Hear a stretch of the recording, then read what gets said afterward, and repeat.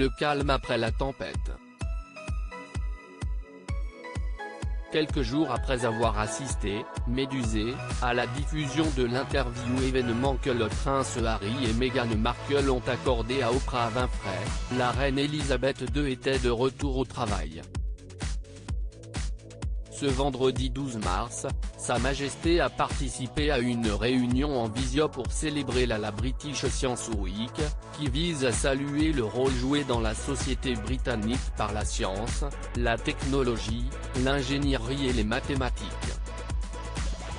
L'occasion pour la monarque de se souvenir des grandes dates scientifiques de son règne. C'était très intéressant de le rencontrer.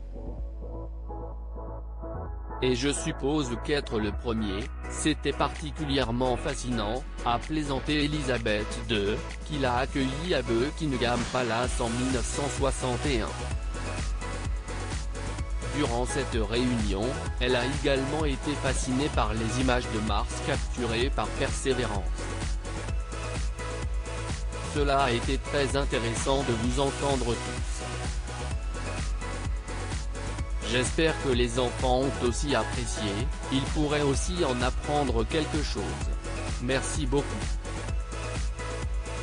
Si est merveilleux tout le travail que vous faites tous, s'est réjouie Elisabeth II après cette discussion très intéressante.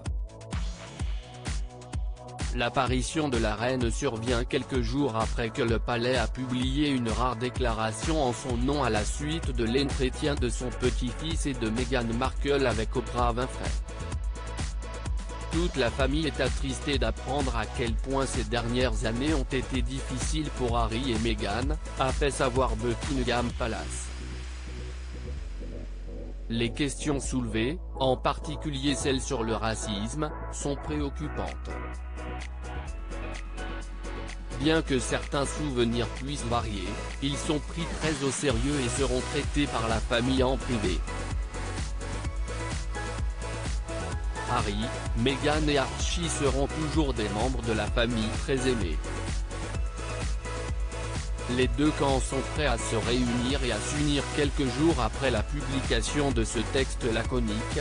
Le prince William a été le premier à réagir publiquement aux propos du prince Harry et de Meghan Markle, en affirmant que la famille n'était pas raciste. Le palais de Buckingham et Clarence House, les résidences officielles d'Elisabeth II et du prince Charles, auraient tous deux soutenu l'intervention solo de William. Une preuve que les tensions entre les deux frères peuvent s'atténuer. Les tensions sont, sans aucun doute, élevées, mais ils réalisent tous les deux qu'il est important de mettre au moins toute différence de côté pour la cérémonie, ont expliqué des initiés aux médias britanniques. Il y a définitivement le sentiment que les deux camps sont prêts à se réunir et à s'unir pour une occasion aussi spéciale.